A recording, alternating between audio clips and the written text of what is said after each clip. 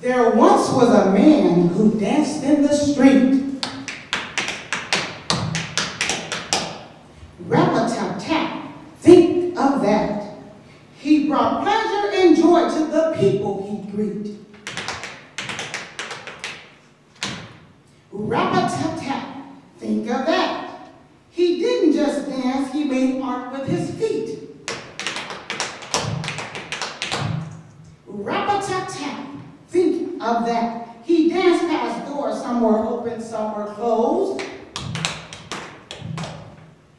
Rap-a-tap-tap, think of that.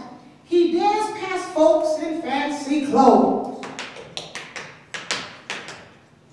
Rap-a-tap-tap, think of that. He danced through a place people call the Skids. Rap-a-tap-tap, think of that. He danced through the crowds of laughing kids.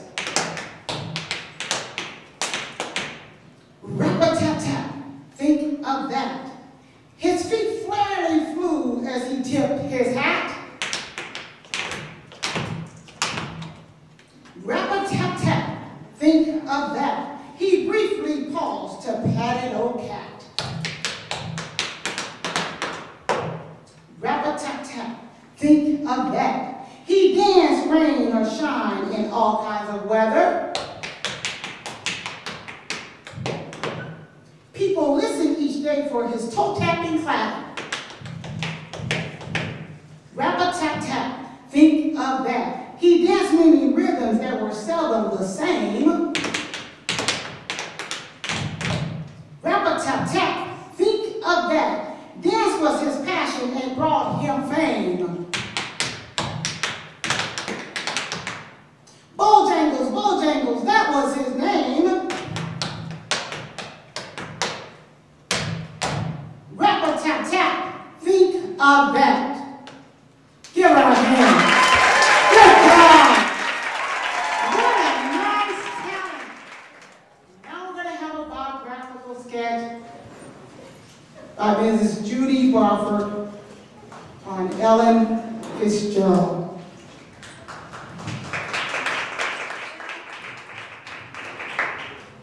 It seems like Ella is really with us tonight with all this good song, good rhythm, and now good dancing going on. Ella would be right at home. Another wonderful award-winning children's book from last year called Ella Fitzgerald, The Tale of a Vocal Virtuoso. I'm just going to share about 4 pages with you from this wonderful book. The first is the beginning.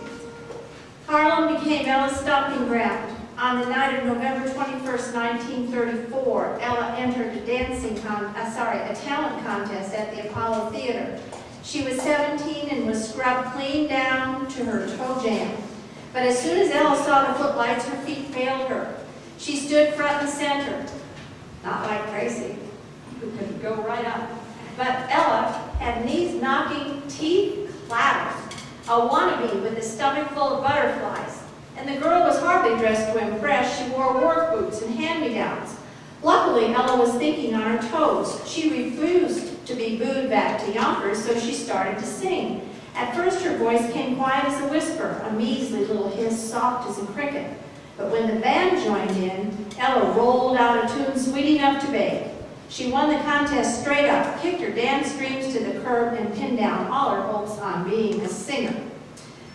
Now, Chick Webb was born with a beat in his bones. He was a master drummer, a musician with a fix on jazz. Ella made it her business to learn all she could from Chick. She had talent, he had know-how.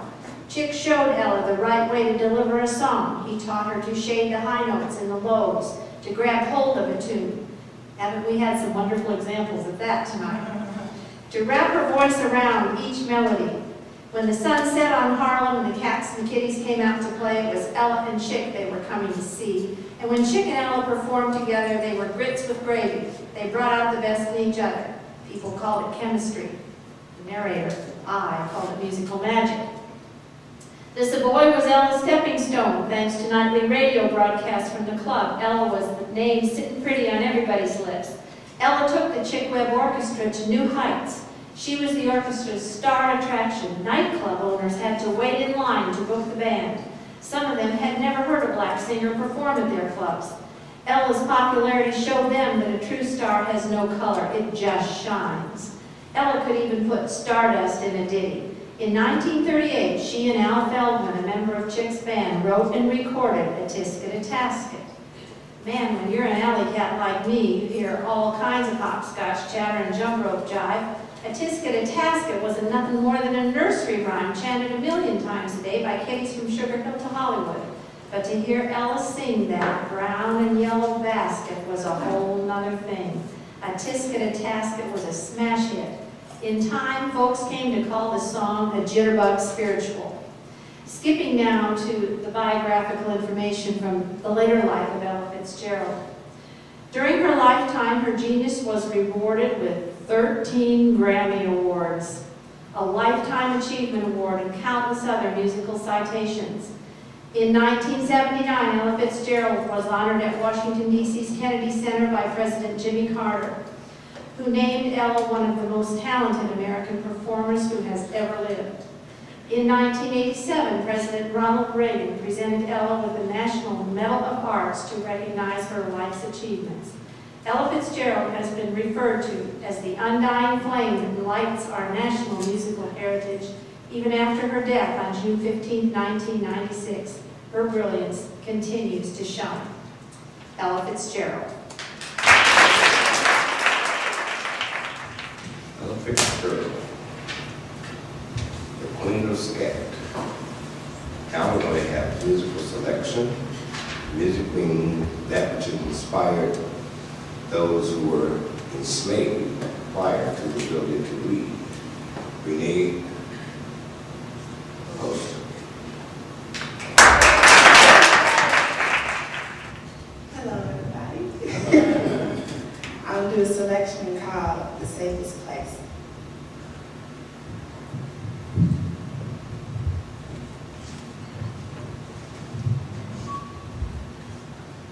The safest place in the whole wide world is in the will of God. Though trials be great and the way seems hard, it's in the will of God. It may be on the battlefront or in the prison walls, but wherever it may be, if God says go, go, go. The devil's loose in all the world. There's danger in the land. The safest place in the whole wide world is in the Master's hands. It may be on the battlefront or in the prison walls, but wherever it may be, if God says go, go, go, go.